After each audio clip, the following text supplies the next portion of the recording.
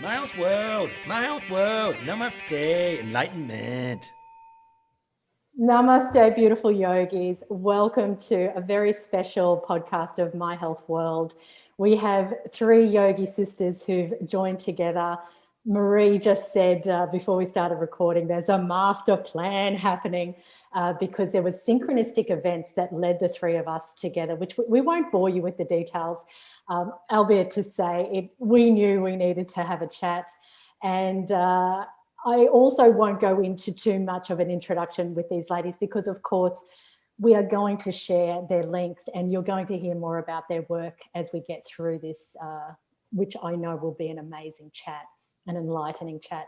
I wanted to call this podcast Yogis and the Great Awakening, and really speak to the fact that as yogis, we have this warrior spirit within us.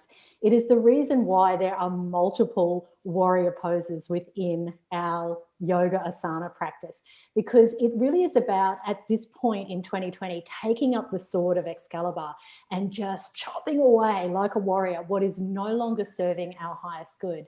And whether you believe in the Great Awakening or whether you believe in the Great Reset, it really doesn't matter, because what we know, there's something afoot. There is a huge opportunity, a huge portal has opened for us all, a gateway, if you like, to pierce through, to step into a new way of being. So the ladies that I have here are at the top of their game when it comes to yoga, spirituality, philosophy, that complete insight into who we are as sovereign beings. Yes, we may use the modality of yoga to present our higher truths, but I know Denby Sheather is here and also Marie Russell. And these ladies, I can tell you, I've heard them speak, and they bring in the most powerful connection to something higher. Now, whether you call that God, goddess, interdimensional beings, it doesn't really matter. They are connected in the highest way. And I experience goosebumps when I listen to these ladies talk. And to me, goosebumps are truth bumps. It's that part of your soul that resonates as something is being said to me where I need to lean in, pay attention, and let that be absorbed into the cells of my body. Because when it comes in at a cellular level, you're literally recoding yourself. So sometimes we don't have to take in what's been said through the logic, through the left brain, which wants the proof and the facts and the formulas and the figures and wants to control outcomes. We're rather going to step into right brain, that is that creative part of ourselves that knows that there is a greater cosmos that we are a part of. We are not separate from that. We are all equal within that. And when you have ladies such as these beautiful souls that can plug into that source energy and bring through this higher wisdom, your skin will literally ripple with those truths. So this is what I've found listening to you both. As I said, going to be links there to help everyone to go ahead and follow your work. But we're talking ladies that run retreats, run teacher trainings. Marie, you're in Oaxaca in Mexico, and Denby, you're in Avalon in Sydney. I'm in Queensland, far north Queensland, Magnetic Island. So we're kind of, connecting all the dots around the planet. Marie, I'm going to ask you first of all, because I saw your chat with Charlie Freak and Santos, and two of my absolute favourites in the truther community. And I was really my heart just opened when you spoke about what's been going on within your community.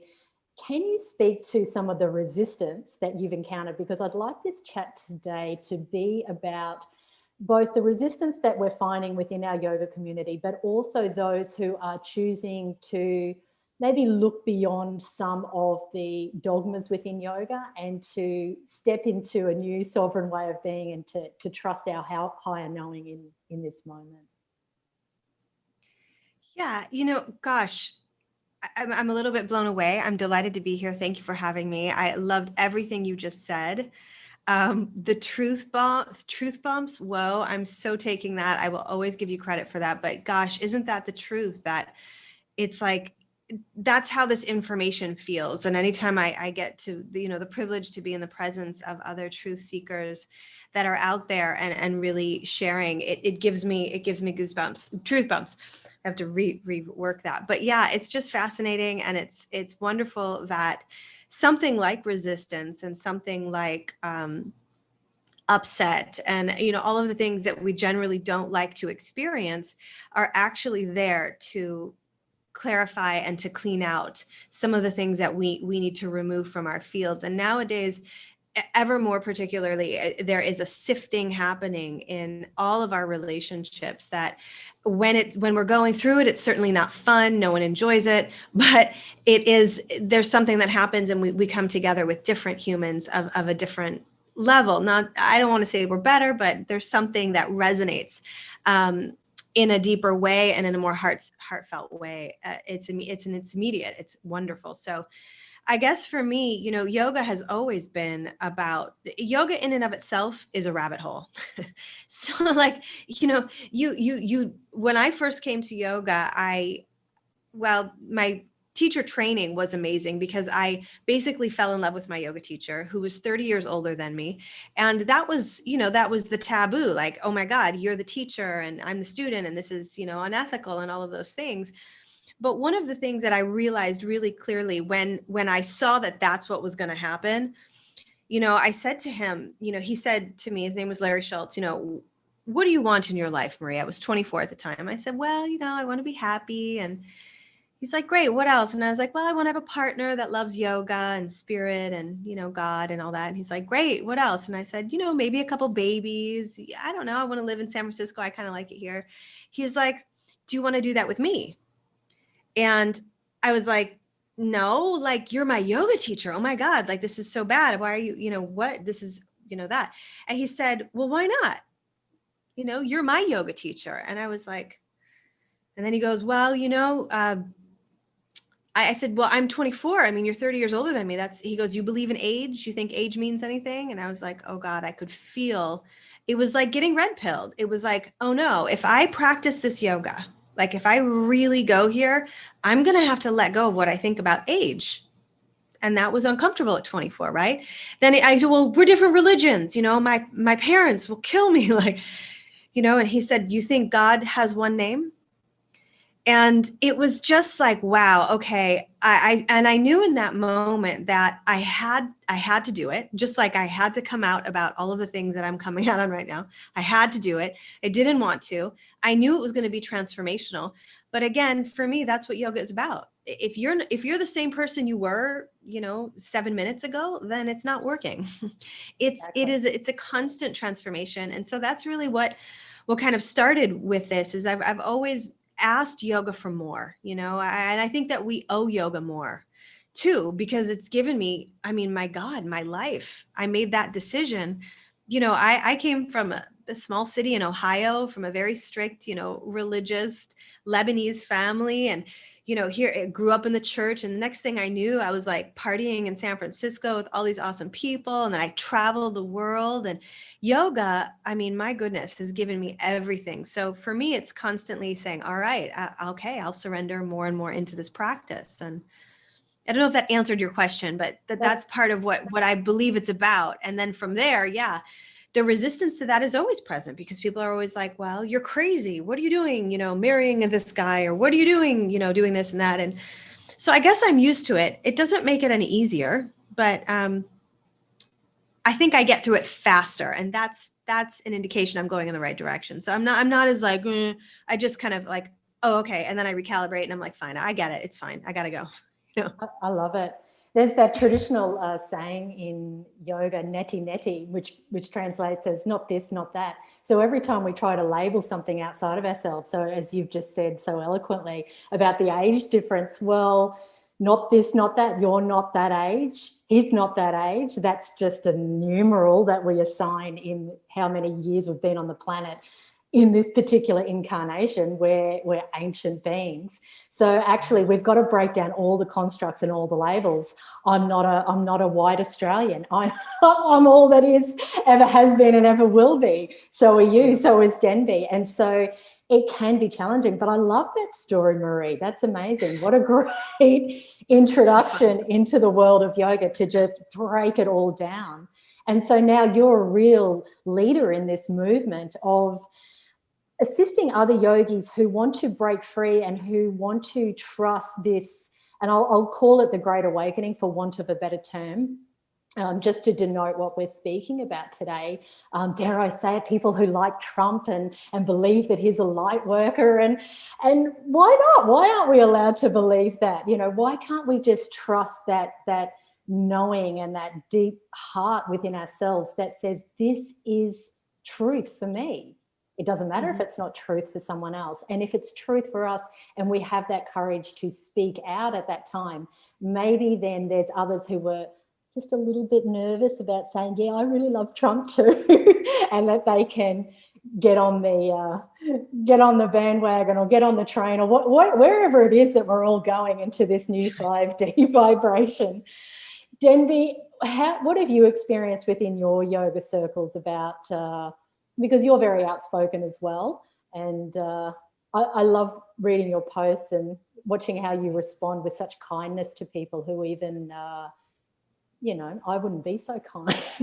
You have a real art about how you can balance those people who may have resistance. Oh, well, thank you, darling. Firstly, thank you for inviting me to be a part of this beautiful sisterhood. It's great to see you both, and it's a real pleasure and privilege. Yeah, that's taken a bit of work. It hasn't always come naturally to be in that space of equanimity. It's taken some personal work to do that space and or to get into that space. And I think that's the invitation for all of us, is to, as you said, Marie, we don't say understand, we say understand. And also, the words that we use, light versus density, or we're not better or superior. It's just my dog snoring there, sorry. We're not better or superior than anybody else because we can see things from a different perspective. We're lighter, which means that we're embodying a lighter frequency and vibration. And then with that comes more information from a higher band of frequency as well. We're no longer attached or driven by those lower chakra base, heavy densities. So we can see something that somebody else can't see when they're stuck in that space. So it's perception and being willing to be, to look at yourself and to pull yourself up as well, and to just go, hang on a minute, that doesn't serve you, or you just reacted then in that moment because that triggered you, and why is that? And that's important work to do, as you guys know for sure. Sometimes other people are just messed up and it's got nothing to do with you, but a lot of the time it is our own projections and expectations. And yes, to be in that space, it's really interesting, as you say. We're learning so much about ourselves and how to communicate better, I think, this year. There's so many gifts that COVID has given us. And I literally had a meeting with a mini Christmas party with yogis this morning, and I was on the way driving in the car, and I was talking to another girlfriend, and she said, where are you going? I said, I'm going to have a little Christmas party with some conscious yogis. And she goes, oh, well, there won't be many of you. You might be about 4 or 5 of you. It's going to be a small group. And we had a bit of a giggle. And yeah, there was only about 6 to 7 of us. And so it's like we're slowly growing. But it's like what creates the pearl, the agitation and the frustration and all those humannesses of us. We need to go through that process of integration to get to the other side of healing. And again, like obviously, both of you know that I can talk for a while. So I don't know if I've answered that question. I tend to go off on tangents, Marie, and I did that the other day, and I did that with you, Carrie, as well. Thoughts are coming in at random speed. So it's an interesting time, and I think, as you said so beautifully, compassion and sharing the truths, sharing our truths, and if it resonates and ignites something within somebody else, great. If it doesn't, that's great too. We can still all be friends. We can all still be wonderful yogis and loving and accepting, and hold that space for one another regardless of what side of the fence we're on. Let's speak to that resistance. We have been mostly fortunate, and I shouldn't even use the word fortunate. It's not good, bad, it's not right, it's not wrong, it's just what is. But we have had a lot of support from our yoga community for us speaking out this year about what's happening with the COVID situation, what's happening in the political arena. Myself and one of our senior teachers, Greg, really hit this point of despair with what was going on, and we decided to start a podcast just so we had a voice, so we had an outlet, which helped shift our energy, really supported our movement forward, I guess, our own healing, our own breakthrough with everything that was going on, because I found that I was caught between, I could lose my business here if I start speaking out about these truths that were vibrating so strongly through me. And so we took the risk, and we ended up doing a beautiful healing program that included some of the leaders in the truth movement. Magenta Pixie, Sasha Stone, Charlie Freak, Patricia Corey, some of the most beautiful souls who, in my opinion, on the planet just are on the front line. And it was actually so well received that it was, I guess it was a relief to my human side, but I'd also looked the dragon in the eye and said, well, if people are going to reject me, my business, if I lose everything, if I'm censored, if I'm, tossed out of the yoga community, well, so be it, because that was less important to me than to open my throat chakra out and just erupt out what was coming from my heart. It had to come out. And hence, we're having another beautiful podcast and another beautiful chat with conscious beings. But I remember not so much within our little tribe, but certainly people in the Australian yoga community really poo-pooing yoga teachers that were speaking out and saying, just get on with teaching yoga, just forget about all of that. Like, why are you getting caught up in the conspiracy? And it's like, this is what we've been training for. Why are we doing yoga in the first place? If it's not to be used for these kind of momentous events where we're breaking through barriers, we are literally saying no more to the Illuminati. You're not going to control us anymore. Where if you've had that epiphany and that awakening that we really have been slaves, why are you going to condone that for another second, another moment? It's like awakening to being in an abusive relationship. The worst thing you can do is stay in that abusive relationship for one more minute, one more moment, one more hour, one more day. You start to look for strategies to move out of that. So I personally don't fully appreciate and understand why other yogis aren't fighting the good fight. I can morph into their frame of reference and see the fear and see that maybe in their reality, it's easier not to speak out, but is it easier in the long run? Not in my opinion. So if either of you ladies would love to speak to why there is, because I want to make this about yogis and the Great Awakening, this chat, why is there resistance within the yoga community about breaking into a new dimension, so to speak? So Marie, I'll let you go. Yeah. Okay. Why is it? I spent a lot of time on that in this last month. I wish I could say I've come up with an answer that feels gracious and that feels comforting. I think the why is fear, and that never feels like an excuse to not do the right thing. And so that's been a little bit of a hard truth to accept about my own community. And, I know some of them, I have been watching some of the stuff I've put out. So it's not meant to be like hurtful or judgmental, but I thought that we were further, I thought that we were more advanced in our practices, to the extent that it wasn't even in my case that we could disagree, but it was just that nobody wanted to talk about it. And that was what surprised me, because we have been in trainings, like we've been talking about direct communication. We've been talking about practicing yoga off the mat. I have a whole online course about yoga off the mat. We have a group called Mighty Companions. We've been showing up, doing this work around, embodying our divine nature in this reality. And so, when I first started going down the rabbit hole, I did so because I wanted to know what was going on. It was similar to what you just shared, Carrie. Like I wanted to know what's happening.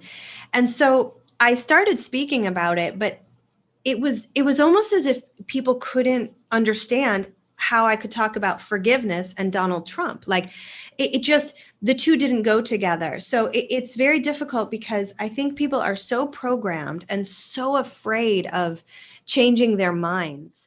That yes, we've done a lot of work, but this one is such a deep correction in terms of our divine masculine energy.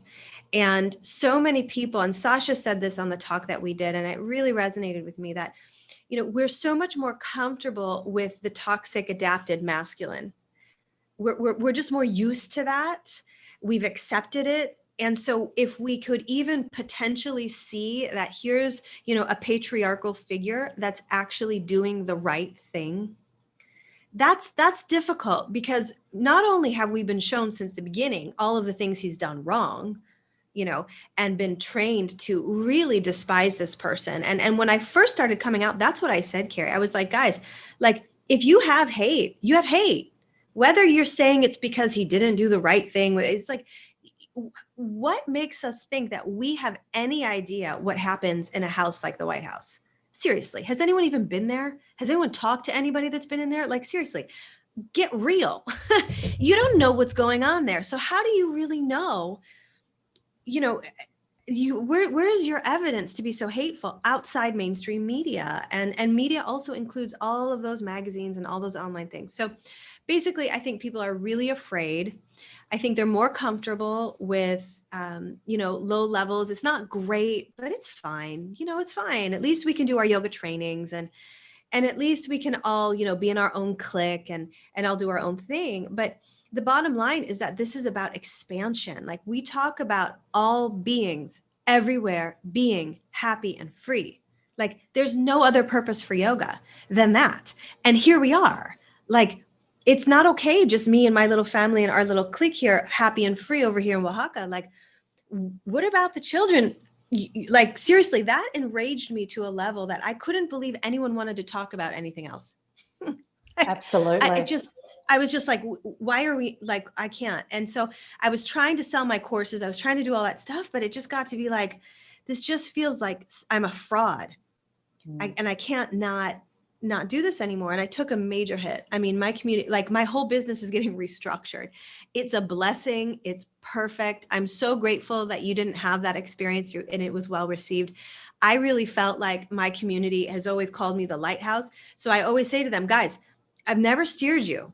Like, that's what I was going to say, but nobody would talk to me. It was like, and they all rallied together and they all had their own meetings and decided, all of the things that were going to happen without my, I've been the director of this, and I own the company.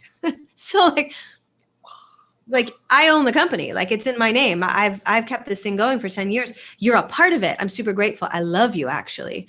And I love how far we've come, and we're going to take this next step as a family, or you're not going to take it, but I'm going. And that's what I told people in my immediate family. And I'm saying to our community, like, guys, we're going, we're ascending. This is happening. We've been practicing for this all of these years, and it's exciting, and let's do this. But bottom line is that it's just a different energy.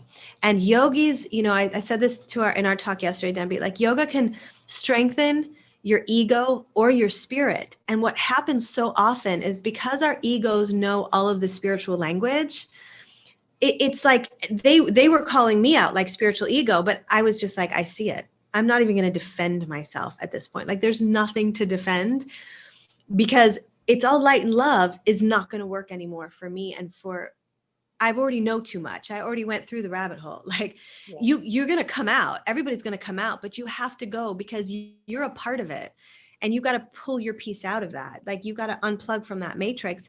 And the only way you can really do that in a deep and meaningful way is if you go through it. You have to know. I wish we didn't. I wish I could take the hit for all of us, but it doesn't work that way. I can go before you. I can support you. I can love on you as you go through that. I wish I had someone. I mean, thank God I had my husband. He's amazing. But like, this is such a lonely journey. You can't really talk to people about this. This is very intense. And so I'm super grateful now that we're doing these types of things, because it's clear that people are starting to wake up in bigger numbers and start to question, little things like why are all these chemicals and all these products? Like, what's the point of that? Like, you start to just, it becomes, you start to see it everywhere. Once you see it everywhere. You see it in everything. Oh, anyway, that was a bit of a riff, but that's so beautiful. Yeah, riff away.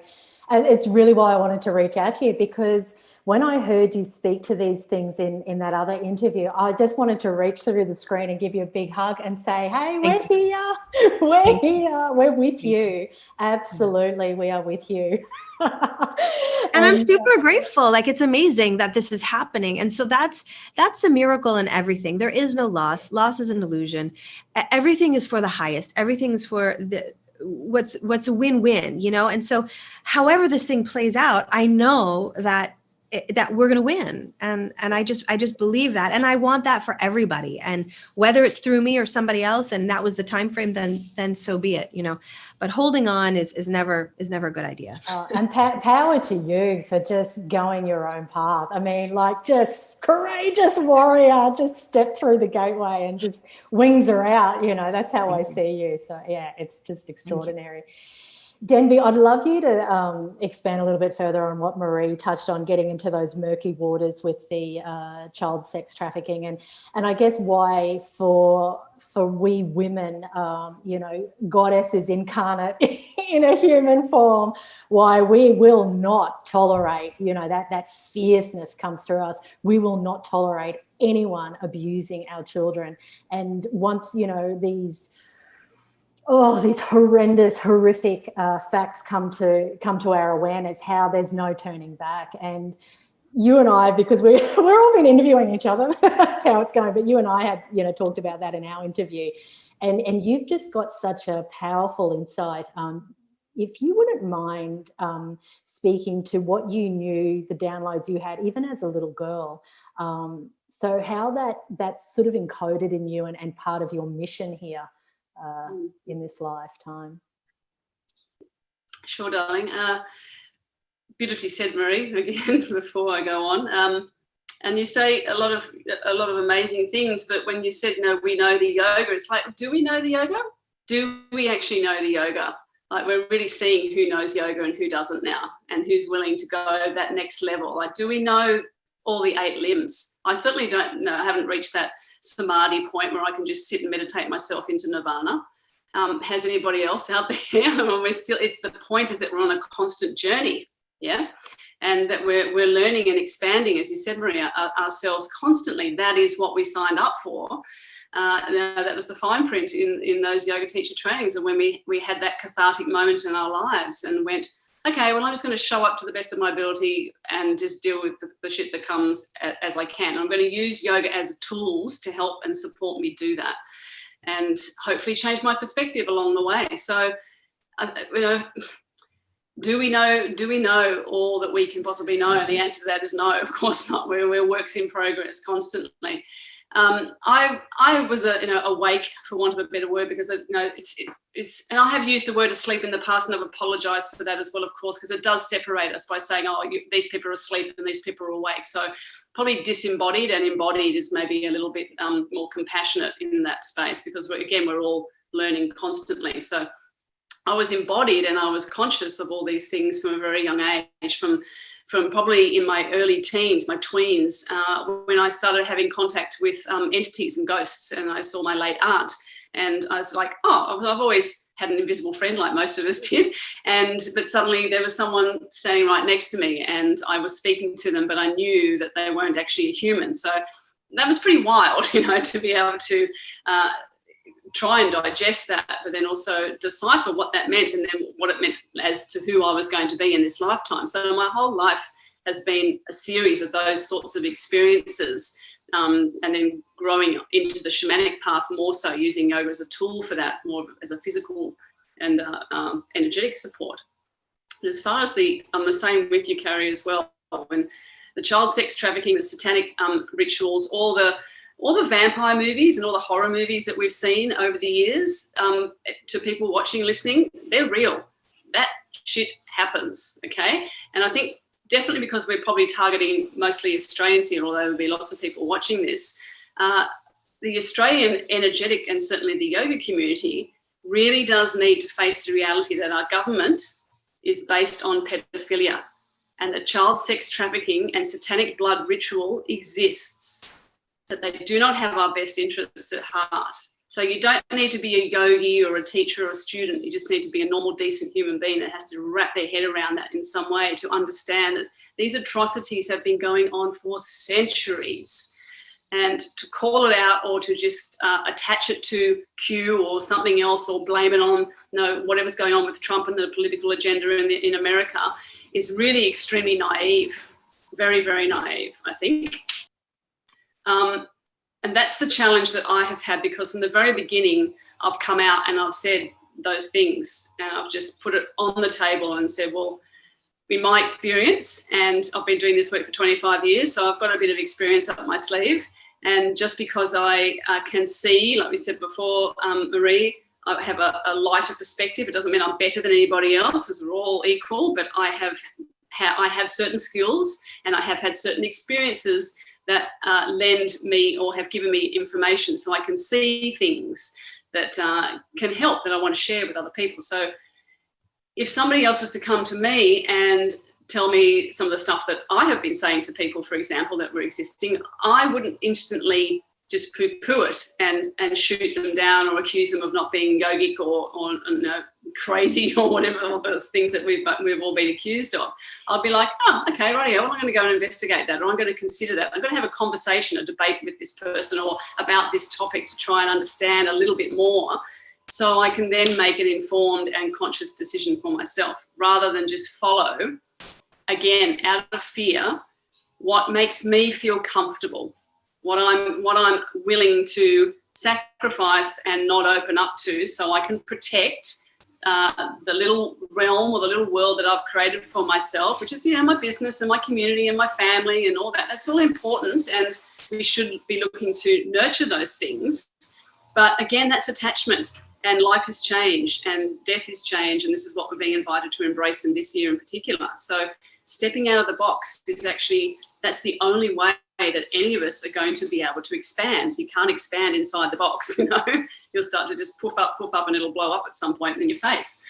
So I think that cognitive dissonance that most people, as I believe, most people are decent in the world. Most people are good and loving and caring and compassionate. Okay, I've just got a gardener out the back there. You can hear a blower, sorry. There's always somebody.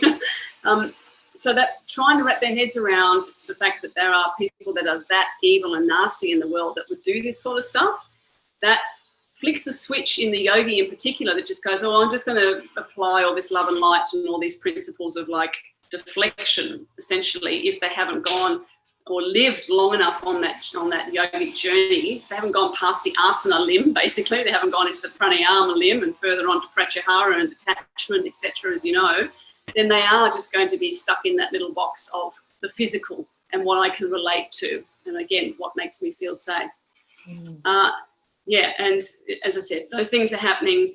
It's not a conversation that is comfortable for anyone to have. It's not dinner party conversation, but it should be dinner party conversation, because if we're here as yogis, as teachers, as leaders, as wayshowers, as light workers, whatever you want to call us, it's going into those deep, dark spaces to bring them up to the light, to actually say, well, that's a wound that you've had, and that's a belief that you've had that's no longer serving you. Let's bring that out. Let's discuss why you feel so attached to that. Incredible. Yeah, absolutely love that. Yeah, it's again, I have to come back to what are we doing this training for? We also run healers courses through our business. What are we doing all of this for? There must be a reason. There must be a purpose. There must be a way to utilize all of these skills, all of these tools, all of these supernatural powers that we're wanting to embody. This energy, this dark energy, is an aspect of ourselves. So to create that separation And to be all in the love and light bubble and, oh, that's dark, but we'll just turn a blind eye because it's not happening in my family. No, it is happening in your family. By allowing that to happen to any child upon this planet means that you are abusing your own inner child. You are doing that to yourself if you don't stand up and have the courage to not consent. Now, whether you do that in your own lounge room and you just yell it out for anyone to hear, just that vibration coming out, that can be enough. For other people like us, for instance, we're going to jump on and do a podcast, or we're going to speak about these things on our social media, or we're going to introduce concepts into our yoga classes or into our healing sessions. However you can get the message out there, you absolutely must take action, because otherwise you're keeping your own inner little girl or inner little boy locked in that tunnel to be prey to the vampiric energy that's on this planet. It's all us. We are all that. We are the vampires. We are the ones who are being abused. We are all of it. But we must not condone. When we awaken to something that is so putrid and so dark, we cannot condone it. We cannot look away. We must stand and face the evil and look it in the eye and say, I am not that. I choose to rise. I am the God, Goddess. I am that highest power. That is the direction that I am heading in. And I say absolutely no more. And if there's not that courage and that conviction and that power within each being, it concerns me. I accept whatever reality people need to play out, but from a loving perspective, it concerns me for people who are not willing to face the demon, because what we're seeing is a bifurcation of energy at the moment, a bifurcation of timelines between those who are willing to roll up their sleeve and take a jab, and how that's going to affect the RNA, DNA in their body and keep them in that reincarnational loop, becoming transhuman. And those who are going, bugger that, I'm going to 5D, baby, like I'll see you around. And are we at a point now, and I think, Marie, I'll hand it back to you. What's your insight here? Are we at a point where we keep trying to wake people up, or we just go, cool, have fun in the next 26,000 year galactic sleep cycle, because I got to go. What's your take? I just want to take that in for a second. Yeah. Whew. Well, I still am going back and forth in my own, self around this, because on one hand, I really want to practice non-judgment. I really want to be open-minded. I really want to allow others to be where they are and to have their own thoughts and feelings. And, I know I'm responsible for mine. I know you're responsible for yours. I want to be respectful. And this stuff has like insulted so many people's reality and upset them on such a deep level that they might need a minute. Like they might need a minute. And so at some point for me, I was in a conversation earlier, Galactic Greg. I'm sure you know Galactic Greg. He's fantastic. But anyway, we were talking about Jacob's ladder, and it's very much like, we're going up this ladder and everyone's on the ladder, and we're like over hey guys, come on, like keep going, don't get stuck, come on, just let's keep going. And they're like, no, you come down here. And you're like, no, I'm going. So at some point, it's about detachment. Like it's practicing detachment and tranquility no matter what. Like it's trusting that everybody's in their own process. And that's the work. That's not easy, especially when it's the people that, we're deeply corded with, and our matrices are all meshed, and all of that. So it takes another level of clearing, but it's just trusting that the spark is alive. And yeah, I mean, another 26,000 years, that's a really rough one to think about. But I think that really what's important is that we keep talking to each other. We keep bringing the people that, I was so impressed by the level of people that have come in to my reality since I came out of the closet, and the level of resonance. So for me, it's like, let's just stay on that path. The people that are struggling, just know, like, we get it. Like all of the people here, and we've felt this, like we know, and that's why we're so impassioned by this. And that's why we feel it's important for us to talk about it, because if we're not, it's like Carrie said, we're keeping it in the shadows, and we cannot this is, you can't take the light to the dark. You have to bring the dark to the light. And that's what we're doing. And it's not pleasant. No one wants to talk about all of this insanity. And that's what it is. It's pure insanity. We are so far removed from the truth of who we are as divine beings that we would not only allow it, but just turn a blind eye to it. And even the people that don't think they're doing that, that's fine. It's just, it happens, 800,000 children a year. It's terrible, isn't it? But that's just the way the world works. No, that's not the world that I want to live in. That doesn't resonate with me. And I think that's why we're trying to put it out there, but it's so upsetting for people because it's eons and it's deep. I think it's the darkest information I have ever come in touch with in my life and had to alchemize and transmute. It has not been an easy journey. And, it's interesting, Denby, what you were saying about, seeing, and I didn't believe it for a while. I didn't believe it. And I watched Plandemic one night, which was really interesting on so many levels. I learned so much. And that night I had a remote viewing. I saw. So I woke up the next day oh my God, okay, these guys are not making it up. These vegans in Mexico, Charlie Freak and them feeding, really, how could they make this up? What's the intention? That's what it comes down to. Why would people be screaming at the top of their lungs about this? It's not fun. It's very difficult, but that was, I needed to see it. And some people, maybe that's the level, but what's hard for me is the people that have done the work that they're studying pranayama, they're going deep into plant medicine. They're going deep into all of these amazing healing modalities, but it just seems like the entire community has said, no, don't go there. And everybody just kind of agreed to that. And maybe you guys, maybe that's okay. Maybe they're alchemizing it in a different way. I don't know. I know for me, that wasn't working. I tried, sincerely. I tried. But that wasn't maybe it was my karma. Maybe that wasn't my path, but I'm trying to just set it up somehow as if maybe it's okay. Maybe it's just different layers of this thing that are playing itself out. And as long as we can continue moving forward, that's the important part. And that's why I said earlier in the talk that I want to go faster. I don't want to get too stuck on why aren't they waking up and the brainwashing and the MK Ultra and all of the insanity that we've accepted as normal.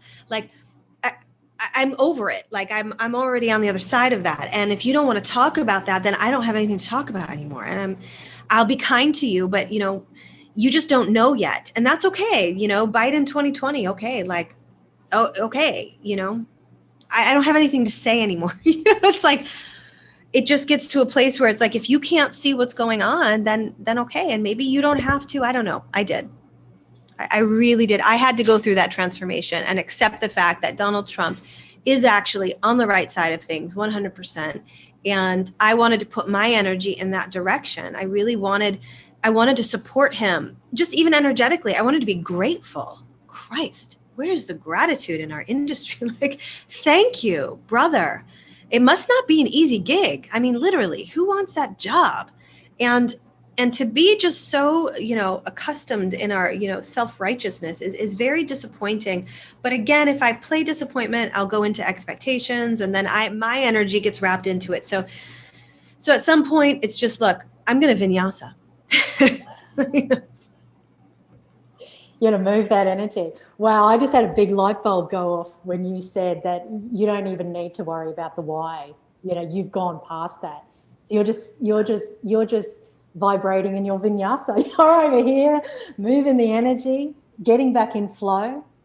There's a purpose to why we do our certain rituals in yoga. It's not to perfect a handstand. It's not to get a yoga butt. It may be a tremendous byproduct and you can enjoy that. But guys, if you're just I can do all that. Level, and I can do all that. So I've already done it. It's not that interesting anymore. It's super fun, but at some point it's how can I do a handstand right here?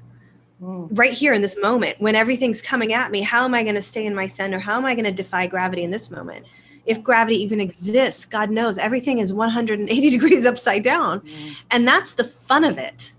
Sorry to just interject there, but like, I want to have fun. This narrative is so much more fun. I feel like I'm contributing to something that is moving us in a direction of heaven on earth.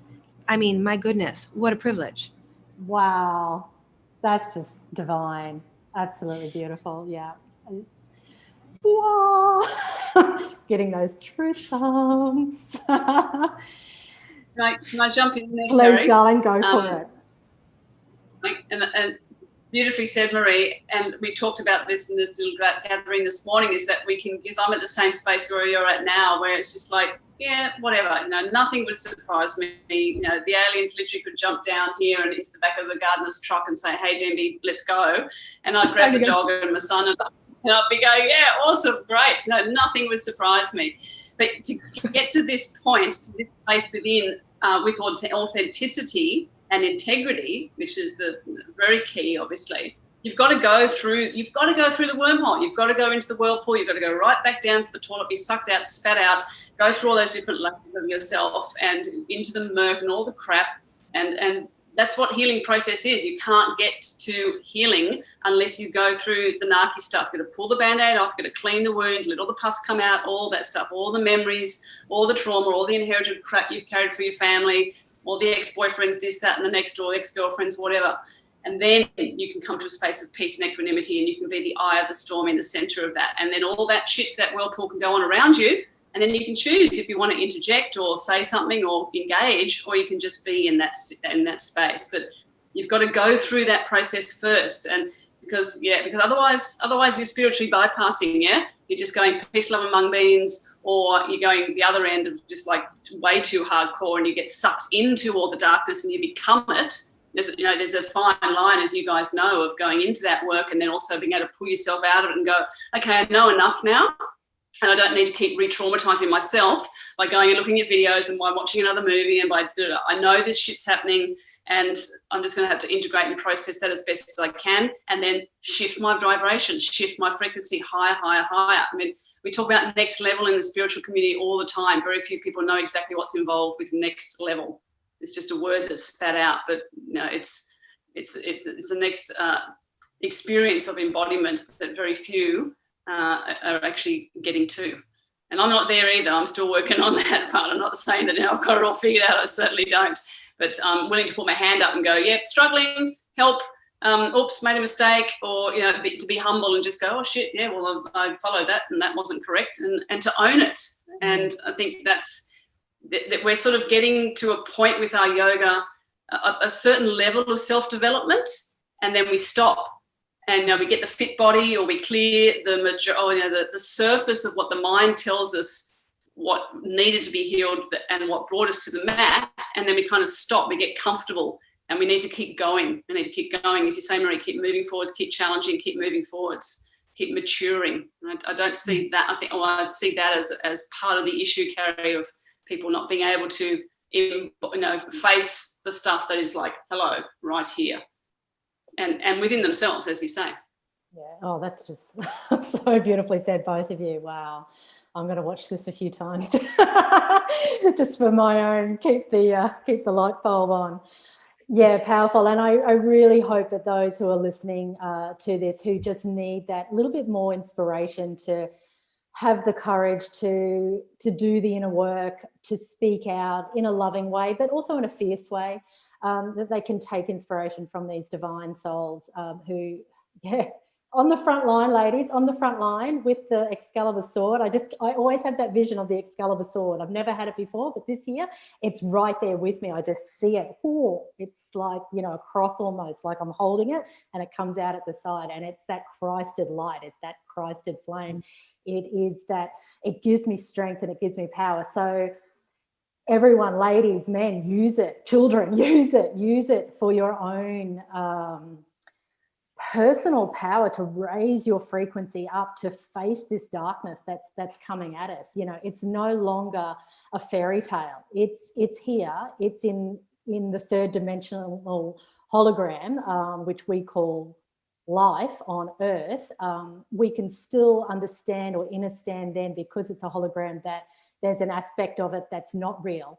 But the thing is, we keep cycling back through the same experiences until we break through until we find a new way to claim ourselves as sovereign beings who choose our reality. Now we choose to sing and to dance and conscious movement through yoga and breath work and love making and, you know, eating fruits from nature. And oh, by the way, Marie, are you doing Josh's fruit juice fast at the moment? I'm so trying. I'm glad you said that. I'm so like, I was like all gung ho. I'm gonna do it. I mean, I'm vegan, but pretty much I'm juicing all day and having a salad at night. So, you know, I am having some food and smoothies and things like that. But for the most part, I've been living on orange juice and papayas for 2 months now. It's hilarious. And salad. Same. Lots of salad. And I I'll have a tamale now and then. Oh, nice. Again. I'm the same, and I made a lentil dal yesterday. Well, we just recently done an online virtual 5D retreat, and we were doing whole food, plant-based food throughout that retreat, and everyone was cooking at home with us. I was fine eating things like a lentil dal and, you know, cooked jackfruit, those sorts of things throughout that retreat. Now, I must have been in a different frequency, but we stopped that retreat. I went back to the juices, and I felt really hungry yesterday, and I had this lentil dal cooked by myself, knew exactly what was going into it, all organic, and last night was not good. My body was like, reject. So, and I know that Josh has spoken to this, and I thought, oh, well, you know, I'm not toxic, I'm vegan, I'm cool, but it's clearly getting to a point where because I guess the Schumann resonance, all of these upgrades in the electromagnetic field are impacting on us, that microcosmic energy to the macrocosm. So it's getting more refined. We're having to have these lighter frequency foods. So I'm like, am I just going to be on fruit juice for the rest of days? Like what is actually happening? So it's a really curious, insight to have. But I've been craving just fruit anyway, which is fascinating because I've normally got a healthy appetite and want savory and these sorts of things. So for anyone who wants a little bit more information about that, we can certainly provide it. But just in a nutshell, you might find that coming up to the Grand Conjunction on the 21st of December, you may need to just lighten your food intake. And I don't mean have little food intake, I mean have foods with light codes in them. So organic fruits and some vegetables, probably more fruit juice, these sorts of things are going to assist you to prepare your physical vessel, your temple, to keep rising up into these higher frequencies. If we want to use certain terms, maybe that 5-dimensional frequency that we're moving into. So certainly diet plays a huge factor. But anyway, I've gone right off on a tangent there. That must have needed to come through for people listening. We're just about at time, so let's just wrap this up. But I'm going to hand it back to you, Denby, and just, any final thoughts. And how's your diet, darling? Have you changed the way you're eating? Have you got anything to add there? Have you noticed changes in your... Yep, I have, and it's really funny. This might be too much information for some people, but I cannot recommend them highly enough, and I've wanted to do them for a long time, and I've been doing this in the last 3 months. And colonics. Absolutely brilliant, especially for energy workers like myself and people. As I said, I've been doing this work for a long time, and I do a lot of cleansing and clearing and letting go of energies. But there's always something, because we've got such a polluted environment, and food and the air and the water and those things, that our bodies do need assistance. And we hold on to everybody else's shit without actually realizing it. And after one course of this in the last couple of weeks, and then shifting to smoothies, and I love avocado on toast. That's my latest thing. For if I can't think of anything else to eat, I'll just eat that all day, no problem. So I can relate to that, Marie, where you're just having juices all day and a salad. Like, you just get into this green light frequency and your body's like singing. So I can't recommend colonics enough, especially for people, obviously under medical supervision if you've got any issues, etc. But in general, to let go of the stuff that you're holding on to. In Chinese medicine, the bowel relates to judgment and control. So if you're holding on to stuff in the bowel and you don't realize, which most of us are, physiologically and then energetically, emotionally, then you're going to be very stuck in your mind and your outlook and in your emotional body. And that tends to lend itself to being, keeping yourself in that box, or needing to put someone else in a box so then you can be able to relate to that because that relates to your box, if you know what I mean. Yeah. I did a chat the other day with a lovely friend, and she asked me for the 3 takeaways for people. And the first thing that I said was, turn off your televisions. And she laughed. And I was like, no, I'm serious. Turn off your freaking television. Stop watching the mainstream media. Watch your TV shows, your documentaries. And you mentioned it, Carrie, coming up to December 21. I know both of you have probably seen the interview I did with Stephen Strong yesterday about the absolute imperativeness of clearing our vessel so we can be a clear conduit to receive whatever energy is going to come through, but not just on that day. From now, we should have been doing it the last couple of months actually, but now it's not too late. Now 12/12 the portal today, and then on the 14th in 2 days the total solar eclipse, like huge shiftings leading up to that. So if you can clear your vessel and not, put your blinkers back on, we always talk about taking the blinkers off, but maybe put the blinkers on now and keep yourself trained in purity, pure thought, pure action, no negativity attachment to yourself. Get off the television. Don't drink tap water, okay? Get a filtration system at home, or get the big water bubble things, which I've got at home with a little ceramic tap thing at the end of it, and I put crystals in it and shungite and all sorts of other supplements. Really important to do that. And then walking barefoot as often as you can, people. So important, because your feet have chakras, as you guys know. And when you have your footfall on the earth, you are not just releasing toxicity and things that you've been carrying around, but that frequency and vibration is a communication between you and Mother Earth. So you're giving and receiving at the same time, and reshifting your posture, your gait, but your whole energetic system, and grounding yourself. So that would be my 4 things. Colonics, not necessarily in that order. Colonics, get off the telly, you can if you want. Stop drinking tap water, and then walking around barefoot as often as possible. Love it. So good. And we all need those practical steps, don't we? But so many people do feel, a little bit lost at the moment, and maybe not trusting their intuition. So to have some guidance coming in from people who've walked the path, who do the work, it can help, just step by step, because it all is going to assist just to lighten our frequency and prepare, because the human resonance is telling us there's big activity affecting the earth. If you have been following what's happening too in the astrological realm, then there's a solar flash coming in. It's already been happening. So more photonic light coming into the planet. Of course, that's going to affect us at the microcosmic level. So Marie, what would you like to finish with today? Yeah, I would add to Denby's comments, put your face in the sun.